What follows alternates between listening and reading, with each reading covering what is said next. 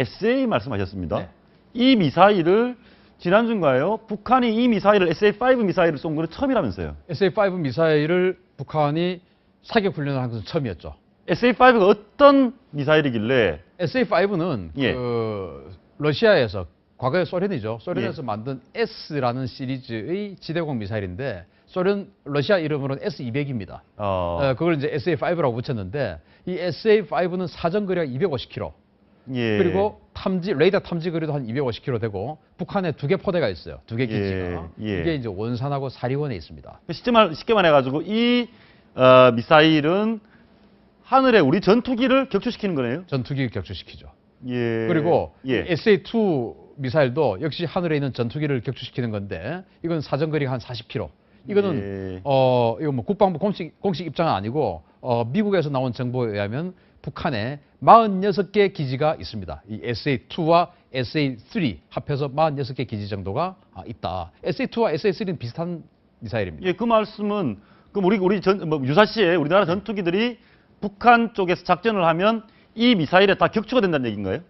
이게 살아있으면 예를 들어서 우리가 북한하고 전쟁을 하면 시드 작전이라고 해서 SEAD, 시드 작전이라고 해가지고 이 미사일 기지들, 방공 기지들을 폭파시켜버리는 그런 작전을 하게 됩니다. 예. 그 시드 작전을 하지 않고 그냥 무작정 만약에 북한 핵을 폭격하기 위해서 우리가 들어간다면 다 격추되죠, 저기에. 예, 흡수된다. 네. 저희가 준비를 해봤는데 이게 이제 북한 레이더의 SA-5 레이더죠. 예, 북한 레이더가 감지할 수 있는 영역인데 네. 지금은 우리 영공에서 작전을 해도 다 보이죠. 북한에 다 이 SA 미사일에 격추당할 북한이 마음 먹고 예를 들어서 지금 저 그림을 보면 강원도 전역 그리고 충청 남북도까지는 전부 다가 SA-5 사정거리에 들어오거든요. 지금 뭐 경기도나 이런 데 우리 전투기들 많이 활동하고 있지 않습니까? 예. 쪽에 북한이 공격하면 공격 권역에 들어가는 겁니다. 아주 남쪽에 떠 있는 비행기 말고는 우리 수도권에 떠 있는 비행기들은 중부 지방은 다 사정권에 들어가죠. 네. 그러면 스텔스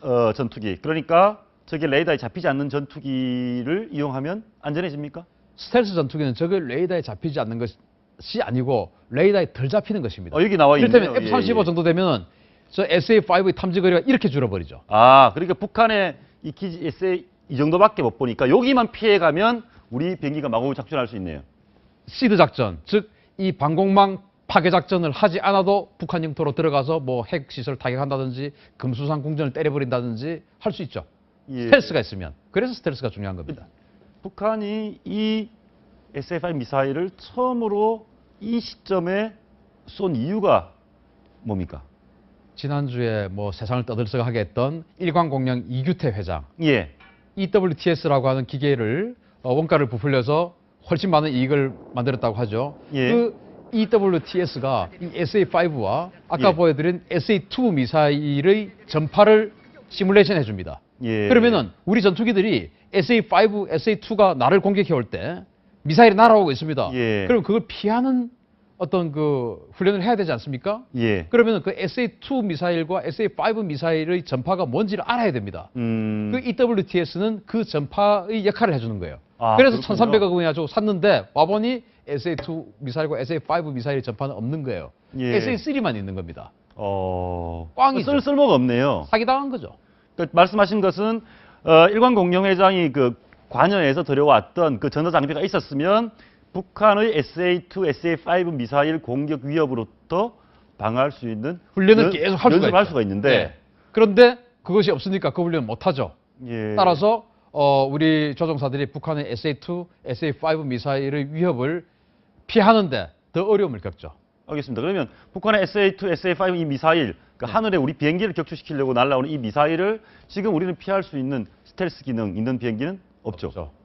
우리나라 갖고 있는 전투기 가장 좋은 F-15도 안 됩니까? F-15K는 그거는 스텔스라는 개념이 없을 때 만들었던 전투기이기 예. 때문에 레이더에 가장 크게 보이는 전투기입니다.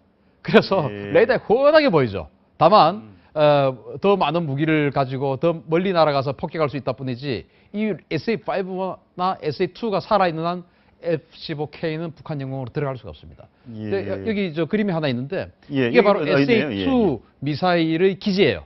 예. 46개가 있으니까 얼마나 많습니까? 저것들을 다 폭파시켜야 제공권을 우리가 완벽하게 장악해서 우리 전쟁이 났을 때 우리 공군들이 예. 북한 영공으로 들어가서 마음대로 뭐 북한 탱크나 뭐 이런 것들을 폭격할 수 있는 거예요. 저것들이 살아있으면은 F-15K, F-16 절대로 저기 들어갈 수 없습니다. 그러면 스텔스 비행기를 타면 이 설명 좀 해주시죠. 네. 이 점이 굉장히 작아졌네요. 옆에 40km짜리 점이 이렇게 작아졌습니다. 이게 아, 바로 이제 작아졌다. 스텔스는 안 보이는 게 아니라 저렇게밖에 못 보는 거죠. 그러니까 이 네. SA 북한의 네. 기지에서 요로 정도 면적만밖에 저 사이가 지금은 뭐 지도는 조그마하기 때문에 저 사이가 뭐 굉장히 작아 보이지만 사실은 저게 수십 킬로씩입니다. 이 사이를 피해 다니면 되네요. 피해서 예. 우리가 얼마든지 알 수 있지 않습니까? 그 피해서 들어가 가지고 금수산공전 때려버리면 되는 겁니다. 그게 바로 스텔스의 위력이죠. 그러면 북한이 유사시에 북한이 이렇게 공격을 하려고 할 때 미국 도움 좀 받으면 안 됩니까? 미국에 스텔스 비행기 있지 않습니까? 스텔스 B2 스텔스 폭격기 있죠? 예, F-22도 있고. 예. F-35 미국이 뭐 수천 대 살 거죠? 예. 그래서 한미동맹 전시작전 통제권이 미국이 가지고 있는 거 이런 게 굉장히 중요하다는 것입니다. 이를테면 자 이런 것들을 46개나 있는 이 SA2 기지 그리고 예. 2개나 아까 충청남도까지 다 공격권에 지금 가지고 나와 있는 비행기가 SA5 기지. F-22. 예. 자 이런 것들을 해결을 하려고 하면은 우리 전투기들이 얼마나 많은 희생을 하고 저걸 다 폭파시키겠습니까? 예. 그런데 전쟁이 발생하면 단 한순간에 미국의 B2 스피릿 폭격기가 스텔스 폭격기죠. 예. 단 한순간에 저것들 다 없애버립니다. 아예 여기에 있는 우리 비행기를 겨냥하고 있는 북한의 미사일 기지를 아예 타격을 해버린다. 반나절 만에 다 없애버립니다. 그게 B2 스피릿이라는 스텔스 폭격기죠. 스텔스 폭격기. 네. 예. 가오리처럼 생긴 거. 가오리처럼 생긴 비행기. 네. 그 비행기가 지금 방금 봤던 그 북한의 SA2 미사일 기지를 다 파괴할 수 있습니까? 반나절 만에. 제가 반나절이면. 어떻게 하는가는 말씀드리지 않겠습니다. 예. 결과만 말씀드리겠습니다. 반나절 만에. 반나절 만에. 네. 예. 작전대로 된다면. 비트 스피릿 영상은 잠시 후에 좀 한번 보고요. 네, 네. 지금 여기 나와 있는 게 스텔스. 스텔스 전투기죠. 예. 지금 제일 왼쪽에 있는 게 지금 지구 최강의 전투기인 F-22 스텔스 전투기. 저 F-12는 누가 갖고 있습니까? 미국만 있죠. 미국이 한 180대 정도. 예, 지구 최강. 지구 최강입니다. 예. 앞으로도 최강일 거고.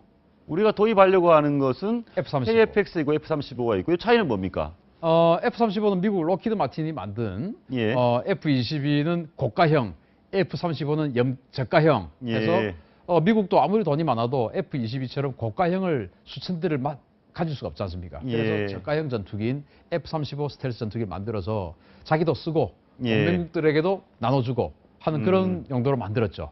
그리고 F-22는 좀 더 전투기에 가깝고 예. F-35는 좀 더 폭격기에 가깝습니다.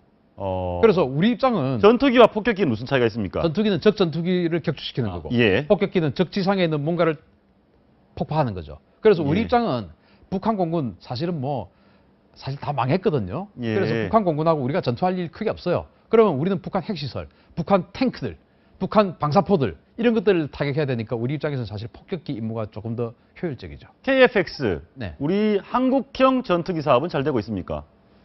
지금 아직 시작도 안 했으니까 잘 되고 있다라고 이야기하는 하고요. 이게 이제 미래 할 건데 목표는 스텔스기로 만드는 거죠. 당분간의 목표는 1차 목표는 스텔스기가 아니고 예. 그냥 세미 스텔스인데 예. 2차 목표가 스텔스거든요. 그런데 저는 이 KF-X에 대해서 우리 국민들이 너무 조급하다. 정말 저는 이것이 정말 위험하다고 생각하는 게 KF-X 아직 페이퍼상의 전투기인데 예. 우리는 이것을 2024년 5년에 실전 배치를 하겠다고 그래요.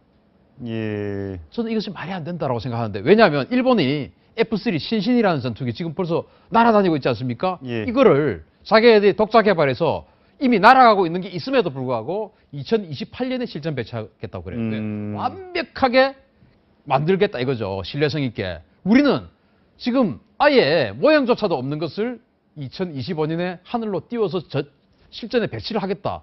저는 과연 이것이 가능할까? 알겠습니다. 저희가 B2 스피릿 얘기를 다시 한번 해보고 싶은데 네. 지금 오늘 말씀해 주신 게 북한에서 우리나라 비행기를 다 무력화시킬 수 있는 SA2 미사일 기지를 있고 SA5 미사일을 처음 발사를 했는데 네. 그 기지를 타격을 하는데 이 B2 스피릿 미국 비행기죠? 미국만 가지고 있는 미국의 전략 폭격기죠. 이 비행기가 그 기지를 다 폭파시킬 수 있다면 스텔스 비행기도 필요 없는 거 아닙니까? 또 다른 임무가 있기 때문에 모든 것이 스텔스화돼 있고 그러면은 또 혹시 아까 제가 작전대로 된다면이라고 말씀드렸습니다. 예. 작전대로 안 되었을 때는 직접 가서 또 폭발을 해야 되겠죠. 그럴 때 또 예. 스텔스가 효과적이죠. 그래서 예. 작전대로 된다면 거의 반나절 만에 북한의 알겠습니다. 방공망은 다 오늘 사드 얘기에서 출발을 했는데 네. 결국 사드 한반도 배치될 걸로 보십니까? 아니면 시간이 좀 많이 걸릴 걸로 보십니까? 저는 배치가 된다고 봅니다. 그래서 지금 이제 5월 말에 샹그릴라 대화, 그 싱가포르에서 열리는 그 아시아 안보 대화 있지 않습니까? 거기에서 아마도 우리 국방부 장관과 미국의 카터 국방부 장관이 사드 배치에 대해서 합의를 하지 않을까. 예. 그때가 되면 그 전까지는 우리 정부는 전략적 모호성을 유지하다가 그때가 되면 이것은 미국의 사안이기 때문에 미국이 자기네들 기지에 배치하는 미국의 사안이기 때문에 우리가 크게 관여할 바 아니다라고 하면 사실은 그만인 그 거죠. 부분은 좀 논란이 있긴 한데요. 아무튼 한번 지켜보겠습니다.